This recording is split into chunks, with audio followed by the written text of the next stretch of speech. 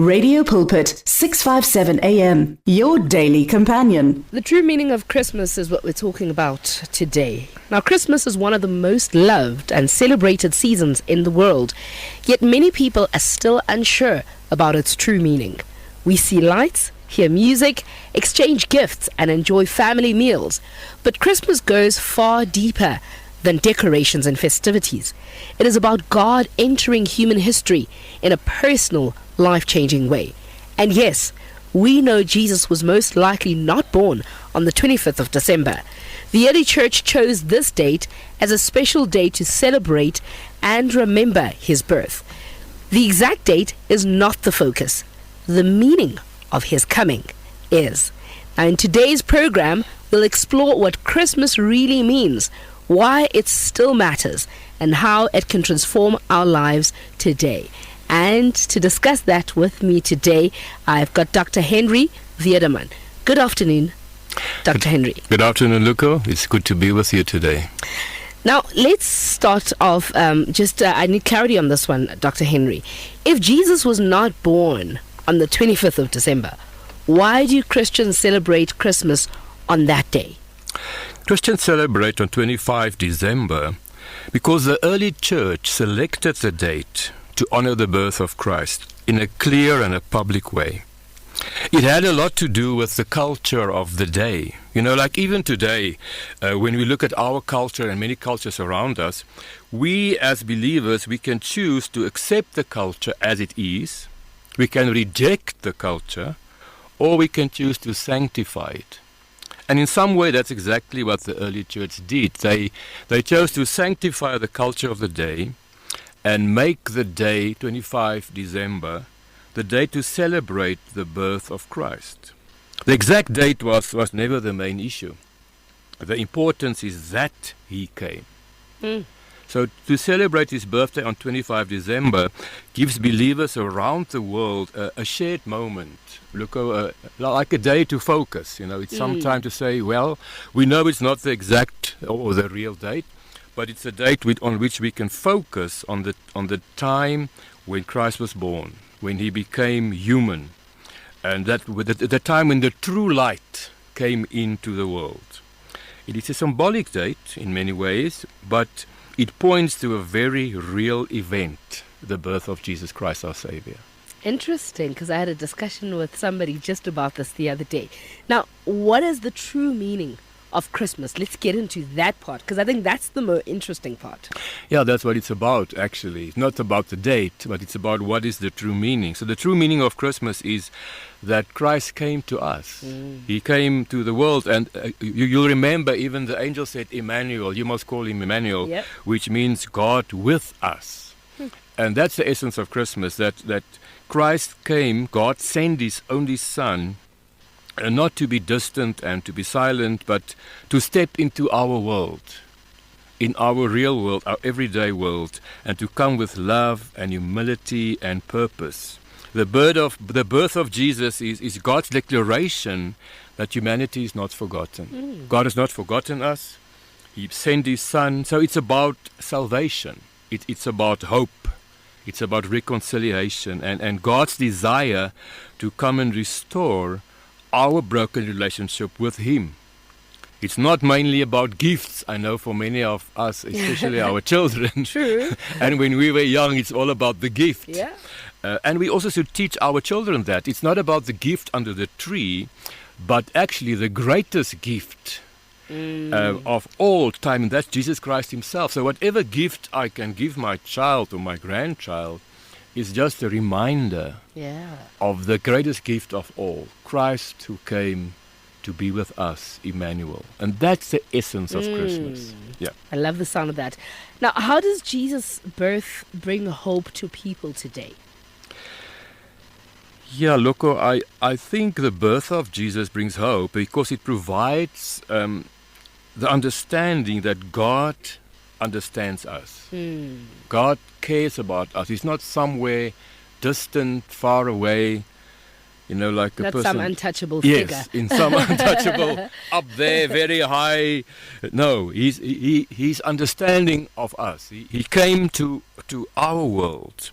And it was a world filled with political tension, a world of poverty, a world of uncertainty, much like our world today. Actually was the world at the time when he was born. And the Christmas story then tells us that God is involved in our everyday lives. He's not far away in a holy place. He's involved in our everyday lives. Yeah. And he brings the light into our darkness. So Jesus came to save us, to heal us, to guide us. This means that no matter what we face, and some of us face fear. Some people face loneliness, financial pressure, or family challenges. Whatever it is, to just let us know we are not alone. That the hope that the birth of Jesus brought is not wishful thinking, but it's grounded in the reality of who he is, the Savior of the world, the Savior of you and me on an individual basis. He's there for us. So tell me, Dr. Henry, why is the humility of Christ's birth so important?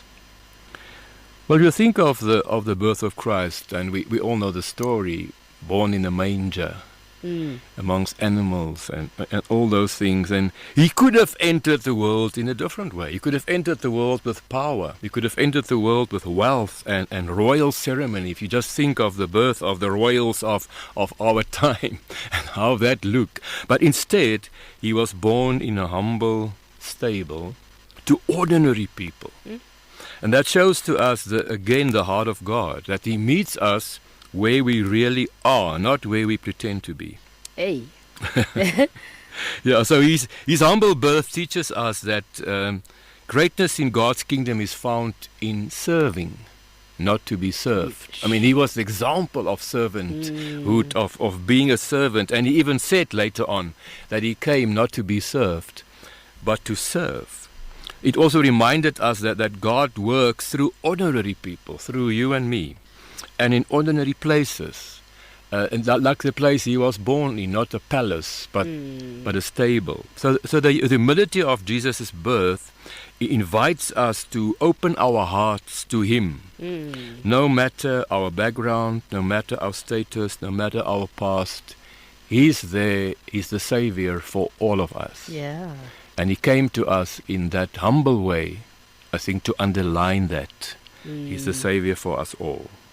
Now, how can we keep Christ at the center of Christmas this year? I love this question because, hey, like you're saying, we got gifts all over and that's what we look forward to. In fact, just an interesting fact, this year, I sat my nieces and nephews down and I said, no Christmas clothes. Let's try and do away with that. Not because there's anything wrong with it, but because that's really not what Christmas is all about. Exactly. Yeah, I think we struggle sometimes because it becomes so commercialized. I mean, every year it seems the shops are starting earlier. Yeah. Maybe I'm getting old, I don't know why. But it seems they're starting earlier with decorations and specials and Christmas gifts and all of this. And in all of that, we can lose what it's really about. Yeah. So we keep Christ at the center of Christmas, I think, by intentionally focusing on him. Intentionally, and even if we do give gifts, I know some of us don't give gifts anymore. Even in my own family, we did that when our children were small. And even in that, we try to explain to them, as I've said earlier, this is only an example of the greatest gift, which is Jesus. But now, when they are grown, we don't do that anymore. But it might mean that we can sit down and just read the Christmas story. Yeah. In Luke 2, you know, some churches or some people gather on Christmas Day, some gather on Christmas Eve, but somewhere around that time, you as a family, maybe you're on holiday and you're somewhere far from a church or your church, and you can sit down and just read the Christmas story as a family. And maybe just pray together and just remind the family, the children, everybody, that it's about Christ, about him coming to the world, about him being the greatest gift of all. If possible, you can attend church or you can reach out to somebody in need and just share the love that Christmas actually stands for with them. I think it may mean slowing down long enough to remember why we celebrate in the first place. Yeah. because we tend to forget, there's food and there's gifts and there's, as you say, there's Christmas clothing and all of these things. And then we tend to forget what this is really about. So I think when we choose gratitude, when we choose to really worship God and thank Him, when we choose generosity to others, when we choose to really just spend and share love, we make room for Jesus in our celebration. And Christmas becomes meaningful when it moves from being only a holiday to being a time of spiritual reflection. In some way, it's not a holiday, it's a holy day. Come on, love that. It's not a holiday, it's a holy day. It's a holy day. It's a day to reflect. What did this really mean? And I think it's time for us to go back to that meaning once again. Yes. Because we easily forget, like you're saying, and we associate all these other things. Just by the way, you were talking about Christmas decorations starting early. The first Christmas decor I saw must have been late October already. Wow. October, imagine. Wow. Yeah. So thank you so much, Very Dr. early. Henry. Very insightful, I must say. Very insightful. Yes, and may you also have a great Christmas. May this day be just a wonderful day for you and your family. Oh, you too then. God bless. Thank you. Phila ubomi nathi mamela inkqubo zethu ku radiopulpit.co.za. Radio Pulpit 657 AM. Umhlobo wakho wemihla ngemihla. Do you need prayer? Radio Pulpit, in collaboration with Need Prayer, is ready to stand in prayer with you.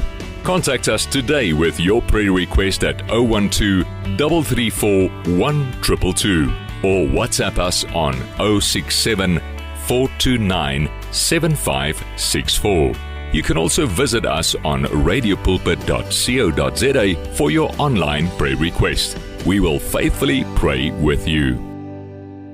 Tune in to Radio Pulpit on 657 AM for reliable Christian talk radio at its best. Find your daily dose of Christ-centered motivation and encouragement on Radio Pulpit 657. Download our app now.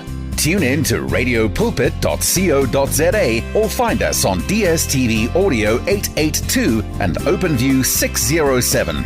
Radio Pulpit, your daily companion for more than 40 years, brings a relevant moral alternative to 400,000 listeners in a variety of South African languages. Follow us on Facebook, Instagram, and Twitter, and download our podcasts today. You and 657 AM and Life, a winning team on the road to eternity.